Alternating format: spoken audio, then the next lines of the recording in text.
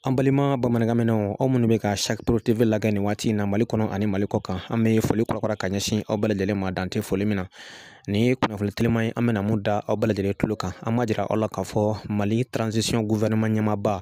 Dr Choguel Kokala Mayiga, i ka dɔn k'a fɔ ani Sidiki Jabate u ko ni ɲɔgɔn ye bi, fo ka taa bila a ka cabinet maaw ma ka sanga ni Sidiki Jabate a bɛ ka conseil belebele min ni k'o boloda kabini novembre kalo tile 17 san 2023 la Paris jamana kɔnɔna na ka taa a bonya da Mali maaɲɛmaw tulo kan, kɛrɛnkɛrɛnnenya an ka premier ministre gouvernement Dr Choguel Kokala Mayiga. I ka dɔn k'a fɔ Sidiki Jabate ani a ka cabinet maaw ko ni ɲɔgɔn ye fo ka taa bila Choguel Kokala Mayiga yɛrɛ ma.